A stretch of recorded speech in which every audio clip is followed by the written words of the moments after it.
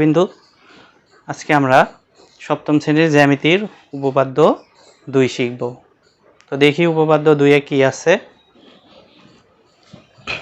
উপপাদ্য 2 এ বলা আছে কোন ত্রিভুজের একটি বাহু অপর একটি বাহু অপেক্ষা বৃহত্তর হলে বৃহত্তর বাহুর বিপরীত কোণ ক্ষুদ্রতর বাহুর বিপরীত কোণ অপেক্ষা বৃহত্তর। অর্থাৎ আমাদের এখানে প্রমাণ করতে হবে যে বৃহত্তর বাহুর বিপরীত কোণ ক্ষুদ্রতর বাহুর বিপরীত কোণ অপেক্ষা বৃহত্তর হবে। তো এখানে আমাদের বিপরীত কোণ এবং বিপরীত বাহু কি সেই জিনিসটা শিখতে হবে। এখানে একটা ত্রিভুজ আছে এ বি সি, একটি ত্রিভুজ। তো এই ত্রিভুজের একটা বাহু হচ্ছে এ বি, একটা এসি আর একটা বিসি। তো আমরা এ বি বাহুর বিপরীত কোণ কোনটা সেটা শিখব। এ বি বাহু সংলগ্ন দুইটা কোণ আছে, এখানে বি একটা কোণ, এ একটা কোণ। এ বি বাহুর সাথে যেই দুইটা কোণ আছে এই দুইটা কোণ বাদে যেই কোণ থাকবে সেইটাই এ বি বাহুর বিপরীত কোণ। এখানে এ বি বাহু সংলগ্ন কোণ দুইটি বাদে আরেকটি কোণ হচ্ছে কোণ সি। তাহলে এ বি বাহুর বিপরীত কোণ হবে কোণ সি। আবার বিপরীতভাবে আমরা এই কথাও বলতে পারি যে এই কোণ সি এর বিপরীত বাহু হচ্ছে এ বি, অর্থাৎ কোণের সাথে সংশ্লিষ্ট বাহু দুইটা বাদে কোণে যে বাহুটা আছে বিসি এবং এসি এই দুইটা বাহু বাদে যেই বাহুটা থাকবে সেটাই এই কোণের বিপরীত বাহু। এ বি হচ্ছে সি কোণের বিপরীত বাহু। একইভাবে আমরা যদি বিসি বাহুর কথা কল্পনা করি, বিসি বাহু সংলগ্ন দুইটা কোণ আছে, একটা বি বিন্দুতে একটা সি বিন্দুতে। তাহলে এই দুইটা কোণ বাদে যেই কোণ থাকবে সেইটাই বিসি বাহুর বিপরীত কোণ, অর্থাৎ এই কোণটা কোণ এ হচ্ছে বিসি বাহুর বিপরীত কোণ। আবার বিপরীতভাবে এটাও বলতে পারি এ কোণের বিপরীত বাহু হচ্ছে বিসি। এ কোণ সংলগ্ন যে দুইটা বাহু আছে একটা হচ্ছে এসি আর একটা হচ্ছে এবি। এখন এসি আর এবি বাদে যেই বাহুটা সেইটাই এ কোণের বিপরীত বাহু। আবার এসি যদি একটি বাহু হয়, এসি বাহুর সাথে দুইটা কোণ আছে, একটা সি বিন্দুতে একটা এ বিন্দুতে। তাহলে এ কোণ এবং সি কোণ বাদে যেই কোণটা থাকবে অর্থাৎ কোণ বি এইটাই হবে এসি বাহুর বিপরীত কোণ। আবার আমরা বলতে পারি যে বি কোণের বিপরীত বাহু হবে এসি, কারণ বি কোণের সাথে যেই দুইটা বাহু ছিল বিসি এবং এবি এই দুইটা বাদে বাকি যে বাহুটা থাকে অর্থাৎ এসিটা হচ্ছে বি কোণের বিপরীত বাহু। তো এখন আমরা বিশেষ নির্বাচনটা দেখি। মনে করি ত্রিভুজ ক্ষেত্র A B C A AC greater than AB. এইখানে এই চিত্রটা এই বিডিটা আগে আঁকাবো না।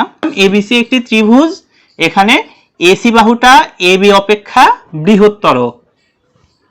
মানে প্রমাণ করতে হবে যে কোণ এবিসি গ্রেটার দেন কোণ এসিবি। কোণ এবিসি, এবিসি কোণটা এসি বাহুর বিপরীত কোণ এইটা। আবার কোণ এসিবি কোণটা, কোণ এসিবি হচ্ছে এবি বাহুর বিপরীত কোণ। এবি বাহুর বিপরীত কোণ ছিল এটা। তাহলে আমরা এসি বাহুর বিপরীত কোণটা এবি বাহুর বিপরীত কোণ অপেক্ষা বৃহত্তর এটাই প্রমাণ করব। তো প্রমাণের স্বার্থে আমাদের কিছু অঙ্কন করতে হবে। এসি থেকে এবি এর সমান করে এডি অংশ কাটি, অর্থাৎ এই যে এসি বাহু এখান থেকে এবি এর সমান করে এডি অংশ কাটি। ধরলাম যে এইটাই হচ্ছে এডি। এই এবি যত বড় ছিল এডিটাও তত বড়। এখন এই বি আর ডি যোগ করব, বিডি যোগ করলাম। এখন প্রমাণের ধাপ দেখি। প্রথম ধাপে বলা আছে ত্রিভুজ ক্ষেত্র এবিডি এ এবি ইকুয়াল টু এডি। এই যে ত্রিভুজ ক্ষেত্র এ বি ডি এইটুকু, এখন এই অংশ নিয়ে কাজ করব। এই ত্রিভুজ ক্ষেত্রে আমরা এবির সমান করেই এডি কেটেছিলাম, এই জন্য এবি আর এডি এই দুইটা সমান। এখানে এই দুইটা বাহু যদি সমান হয় তাহলে এরা সমদ্বিবাহু ত্রিভুজ। সমদ্বিবাহু ত্রিভুজের ভূমি সংলগ্ন কোণ দুইটা সমান হয়, এটা হচ্ছে সমদ্বিবাহু ত্রিভুজের ভূমি। ভূমির সাথে যেই দুই কোণ আছে এই দুই কোণ সমান হবে। এবার দ্বিতীয় ধাপটা দেখি। ত্রিভুজ বিডিসিএ বহিস্থ এডিবি গ্রেটার দেন ডিসিবি। এখানে তোমাদের বইয়ে বিসিডি লেখা আছে, বিসিডি, বিসিডি অথবা ডিসিবি একই কথা। তো আমরা দেখি ত্রিভুজ ক্ষেত্র BDCA বহিস্থ ADB greater than DCB। তো এই যে BDC এই ত্রিভুজের বহিস্থ কোণ, বহিস্থ মানে এই ত্রিভুজের বাইরের কোণ, কোনটা ADB, এই ADB এই কোণটা বৃহত্তর, কার থেকে বৃহত্তর? এই DCB থেকে। এই কোণ অপেক্ষা এই কোণ অবশ্যই বড়, কারণ এখানে দেখো এই BD আর BC এরা কিন্তু সমান্তরাল না। এটা যদি সমান্তরাল হতো তাহলে এই কোণটা আর এই কোণটা অনুরূপ হতো, কিন্তু এটা সমান্তরাল না বিধায় এই কোণটা অবশ্যই বড় হবে। ত্রিভুজের বহিস্থ কোণ ভেতরের বিপরীত অন্তস্থ কোণ অপেক্ষা বড় হয়। এই বহিস্থ কোণ এই কোণ এবং এই কোণ অপেক্ষা অবশ্যই বড় হবে।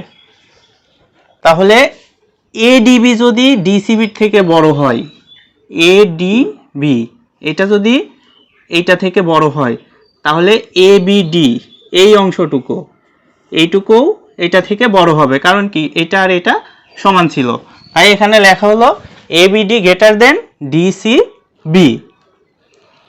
এই DCB আবার খেয়াল করি, DCB এই কোণটাও যা, আবার ACB এই একই কোণ, ACB যে কোণ DCBও সেই একই কোণ।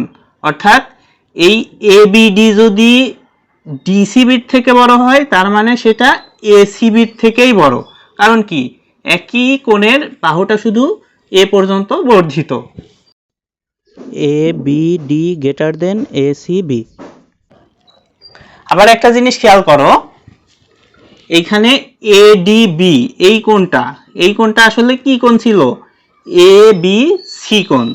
অর্থাৎ এই ABC কোণটা হবে ABD থেকে বড়, এইটুকুর থেকে এই পুরোটুকু অবশ্যই বড়। এই কথাটাই লেখা আছে যে ABC greater than ABD, ABC greater than ABD। অর্থাৎ এই যে ABC ছিল এইটা এই ABD অপেক্ষা বড়, কারণ কি এই ABD শুধুমাত্র একটা অংশ ছিল, এই ABC ত্রিভুজের একটা অংশ ছিল ADB। তাহলে ABD যদি ACB থেকে বড় হয়, এইটুকুই যদি এটা থেকে বড় হয়, তাহলে এই সম্পূর্ণটুকু তো অবশ্যই বড়। তাহলে ওইটাই লেখা আছে দেখো যে ABC গ্রেটার দেন ACB, এটাই প্রমাণ।